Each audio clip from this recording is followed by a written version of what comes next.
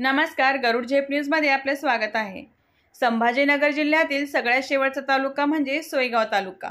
सर्व शासकीय सुविधांपासून वंचित राहिलेला तालुका म्हणून सोयगाव ओळखले जाते। एका तालुक्याला 2 आमदार मात्र वाली एक देखील नाही, कारण ह्या तालुक्याला माय बापच नाही अशी लोकांची भावना आहे। इथले ऑफिसर आणि कर्मचारी म्हणजे आओ जाओ अपना घर अशा मनमानी पद्धतीने नोकरी करतात आणि त्यात मात्र भरडला जातो तो सामान्य नागरिक। इथले कर्मचारी टेबलाखालून पैसे घेतल्याशिवाय कोणतेही काम करीत नाहीत। सरकारी कार्यालयांना कमिशन एजंटांनी विळखा घातला आहे। या तालुक्यातील शेतकरीसह सर्व लाभार्थी या सिस्टीमला वैतागलेले आहेत। या बाबतीत मोठा पहाडाच एका सामाजिक कार्यकर्त्याने आणि पीडितांनी मीडियाच्या माध्यमातून तहसील कार्यालयासमोर वाचला आणि थेट वरिष्ठ अधिकारी, दोन्ही आमदार, खासदार आणि मुख्यमंत्री यांच्यापर्यंत न्यायासाठी दाद मागितली आहे।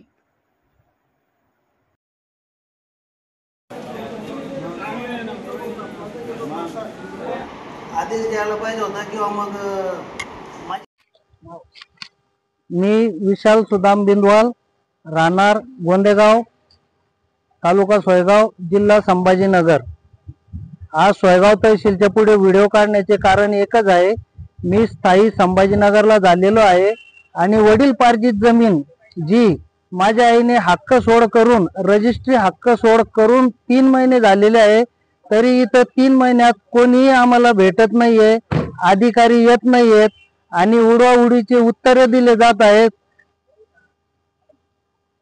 त्याच्यानंतर इथं 2-2, 4-4 वर्षापासून शेतकरी त्रस्त झालेले आहे।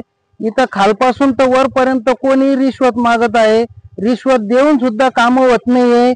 आज हे तुम्ही बघा माझ्या समोर, याला हक्क सोडच्या तारीखला 3 महिने झालेले आहे, तर याच्यावर कुठलंही काही झालेलं नाहीये। तलाठी 4-4, 5-5, 6-6 महिने फिरवतो, डॉक्युमेंट चेक करत नाही। चेक न केल्यामुळे परेशानी होती। मी संभाजीनगर ते सोयगाव असं 150 आणि जाणे 150, 300 किलोमीटरचा प्रवास करतो। एवढा प्रवास करून अधिकारी भेटत नाही। हेच देशमुख साहेब मला 2-4 वेळेस म्हटले का तू कॉल करून ये, कॉल करून ये। मी इथं कॉल करून येतो, ते कॉल उचलत नाही। आणि आज इथं आलो तर देशमुख साहेब ऑफिसला आहे, कलेक्टर ऑफिसला आहे। इथला कुठलाही कर्मचारी कलेक्टर ऑफिस आणि एसडीएम ऑफिसला ड्युटी करतो का? असं होत असेल तर मी त्या तहसीलदारच्या नावाने निषेध करतो आणि इथून 15 दिवसात माझं काम जर नाही झालं तर आत्महत्या आज पण करतो, त्या दिवशी पण करेन। तारखेवर तारीख आणि पहिली गोष्ट तर अधिकारी भेटत नाही, सर्वात दुर्दैव आहे। आणि या सोयगावचं नाव बदलत, नावातच फॉल्ट आहे। सोय आणि गाव सकाळपासून 10 वाजेपासून आलेलो आहे, उपाशी तापाशी धावपळ करत इथं या। आताशी मॅडम 1 वाजता इथं पोहोचलेले आहे। कोणालाही बोलले ते म्हणतात इकडं काम आहे, तिकडं काम आहे, इकडे गेलो तिकडे गेलो, यांचेच काम आहे। अरे शेतकऱ्यांना मरायचं का? मोदी साहेब तुम्ही सांगा, देवेंद्र फडणवीस साहेब आत्महत्या करायला तयार आहे, मी मरून जाईल वाटल्यास। शेतकऱ्यांसाठी काय करताय? इलेक्शनच्या टायमाला सर्व आमदार जागी होता इथं, तो म्हणतो मला मतदान कर, मला मतदान कर। शेतकऱ्यांचं हे करू, काय करू शेतकऱ्यांचं? याचे कागद फाडणं पडतंय, निषेध करणं पडतंय, मला हे पाहून घ्या। देवेंद्र फडणवीस साहेब, ही दुर्दशा आहे सोयगाव तालुक्याची। इथं तुम्ही एक चक्कर वैयक्तिक मारा, जेणेकरून शेतकरी सुखी होतील।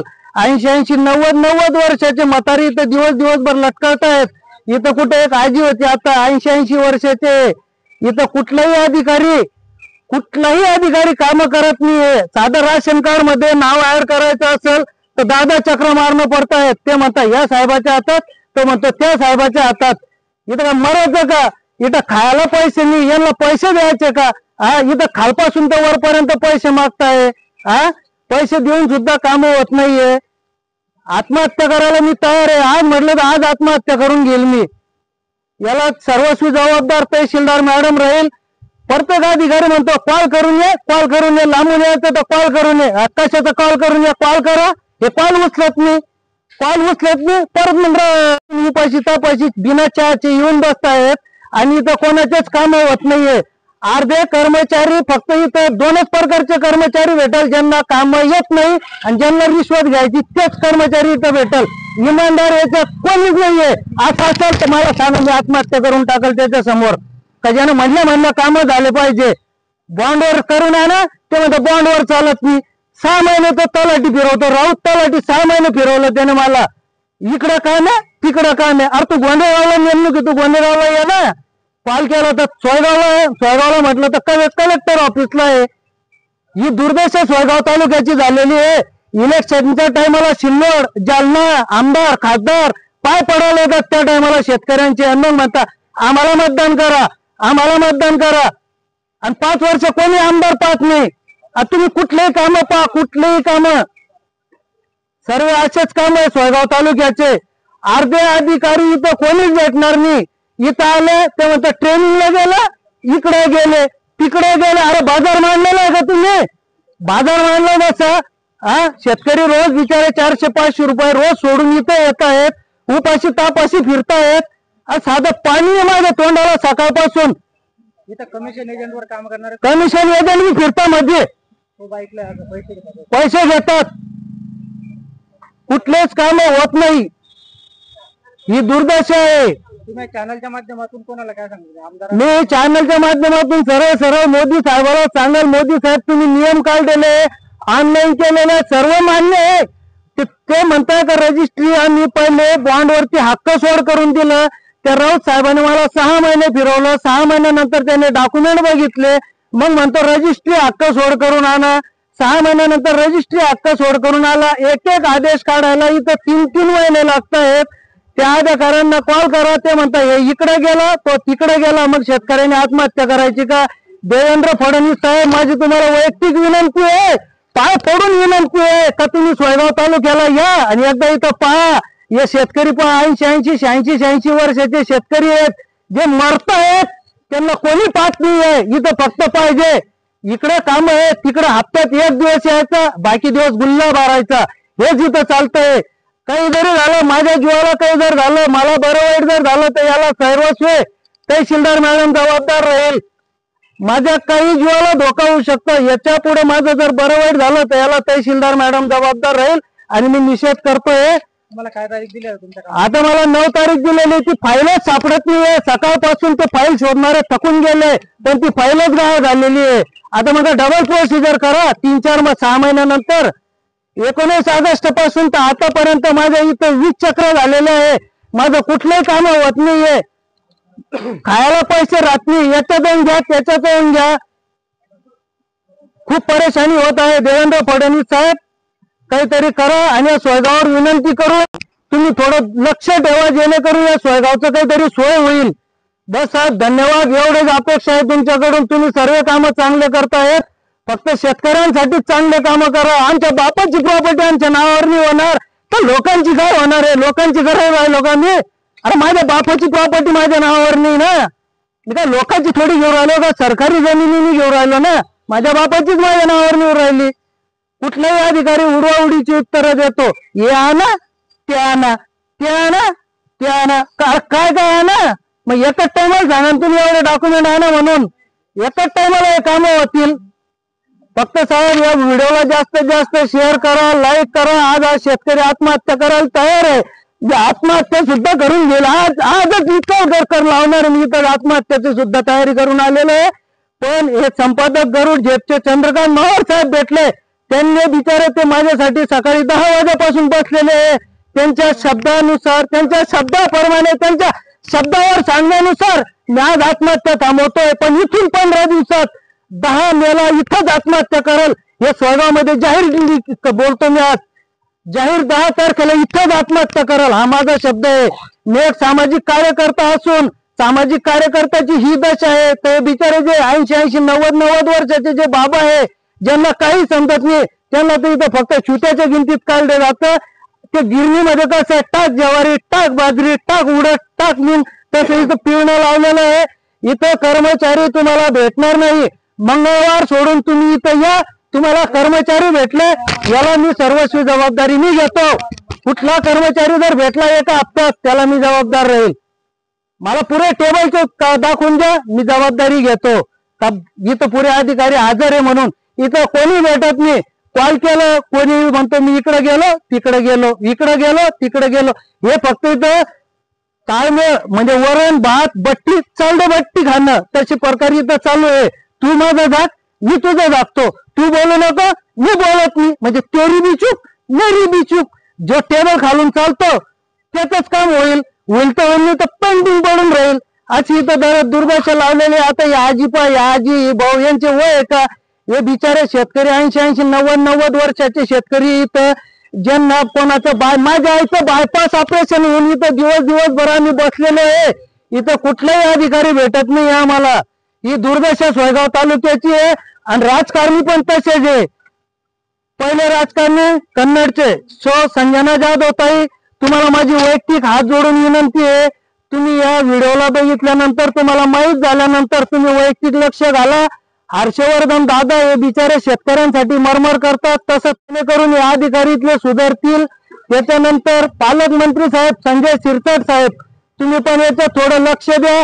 सोयगावला पण थोडं लक्ष द्या, जेणेकरून लोकांचा विकास होईल आणि शेतकऱ्यांचे पण काम होतील. आणि चौथे, खासदार साहेब भुमरे साहेब, तुम्हाला तर हात जोडून विनंती आहे, तुम्ही इथं हप्त्यात महिन्यात 4 महिन्यात तरी एक व्हिजिट मारा, तर इथं शेतकऱ्यांचे काम होतील. तुम्ही मेळावे घ्या. इथं श्रावण बाळ योजनेचे फाईल भरायला पैसे देऊन सुद्धा होत नाहीये. राशन कार्ड 2-2 वर्ष 3-3 वर्ष झाले, इथं काहीच होत नाहीये. हे येऊन चेक करा तुम्ही, एका दिवशी स्वतः व्हिजिट मारा आणि पहा.